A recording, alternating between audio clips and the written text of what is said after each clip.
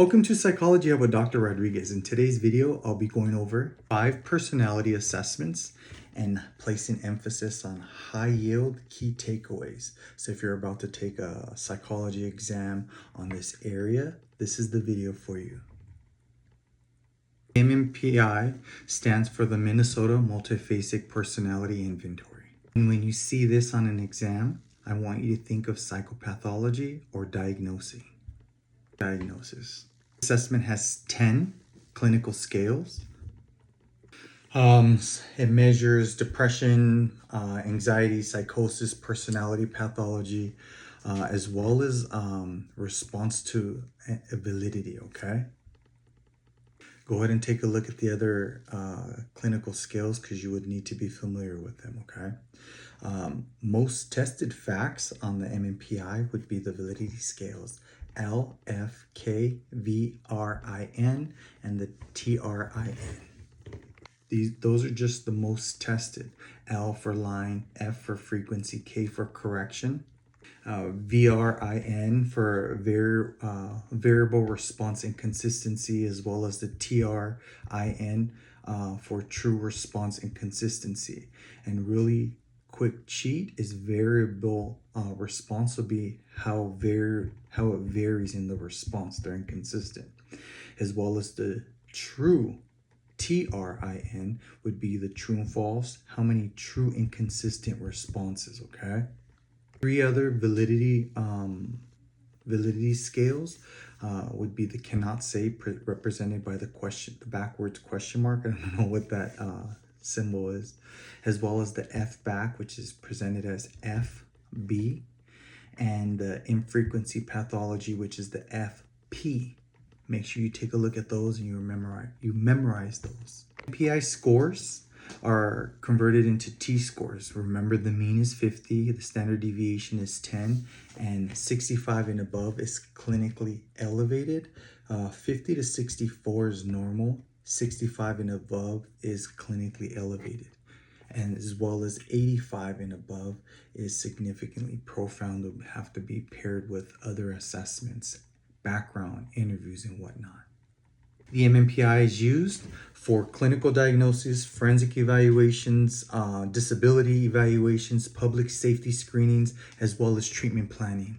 Before we move on, I want to really place emphasis on buzzwords. So if you see in a question, or even if you don't understand the question, you look at the distractors, the true and false, or the pick between A, B, and A, B, C, or D. I want you to think of these buzzwords and think of the MMPI. Criterion-keyed, right? Criterion-keyed, validity scales, malingering, defensive responding, and psychopathology, okay? Next is the EPPS, the Edwards Personality Preference Scales. And when you hear that or you see that, I want you to think of needs. Edwards Personal Preference Scales, needs, right? The EPPS is based on Henry Murray and measures psychological needs, not disorders, psychological needs, okay? Examples: achievement, affiliation, dominance, order, nurturance, and aggression. Unique feature would be force choice format. For that, there's two reasons. The first reason would be to control the tendency of the examinee to respond to socially desirable ways. And the second one would be, this is a high yield keyword, a buzzword, would be ipsative scores. That would be to permit in comparison of the relative scores of the 15 needs of the individual examinee, okay? Test buzzwords, I want you to think of Murray, needs, motivation, force choice, okay? When you hear those buzzwords, I want you to think of what? EPPS. Third one would be the 16PF. That stands for the 16 Personality Factor Questionnaire, okay? And when you hear or see that, I want you to think of traits, as that test identifies 16 primary personality traits. The developer is Raymond Cattell. It measures the 16 normal personality traits. Examples: warm, dominance, emotional stability, tension, self-reliance. And you can look at your study material and look at the rest, but those are the examples. It was developed using factor analysis.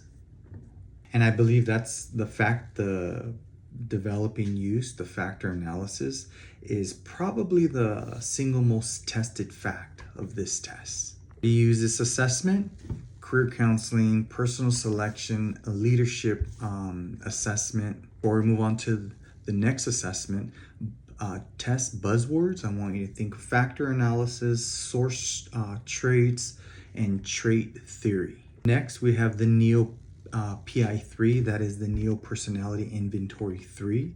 And when you hear that or see that, I want you to think of the Big Five.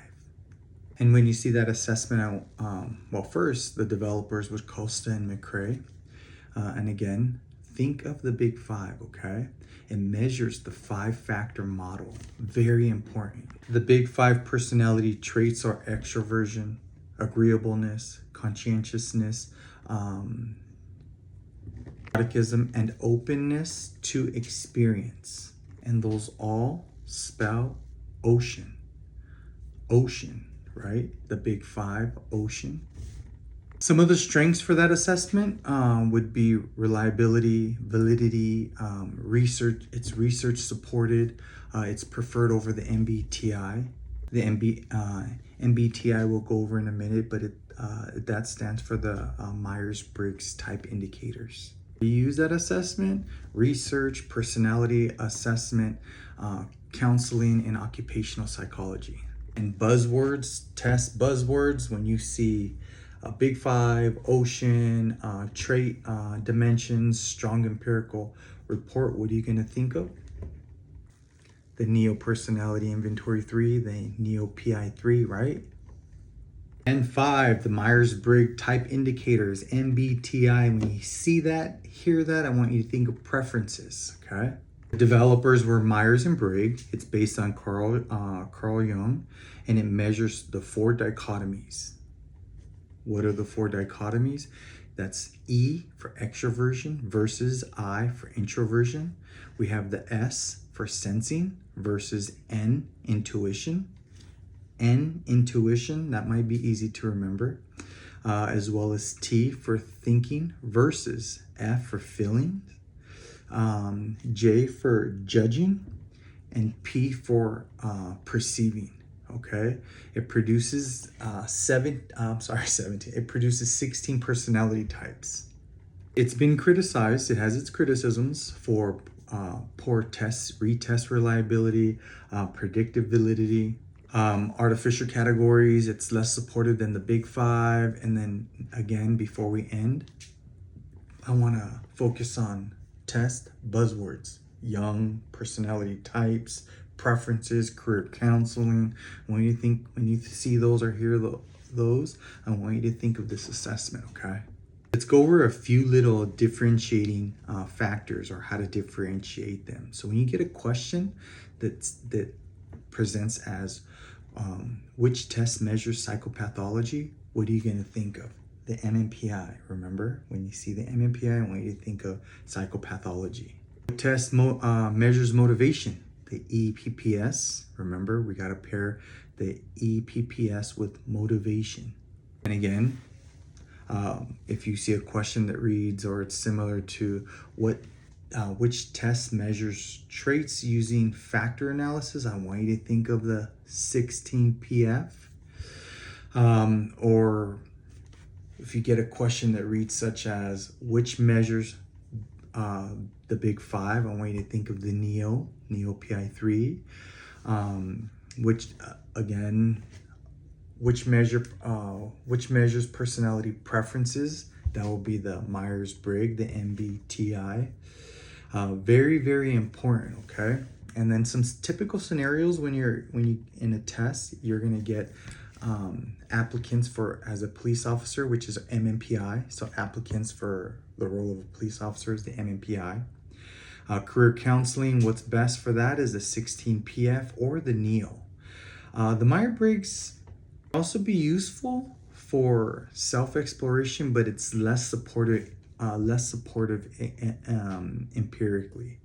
And then leadership development, what's best for that would be the 16 PF, research personality test, what's best for that, the NEO, diagnosis of depression, what would work best for that would be the MMPI the MMPI.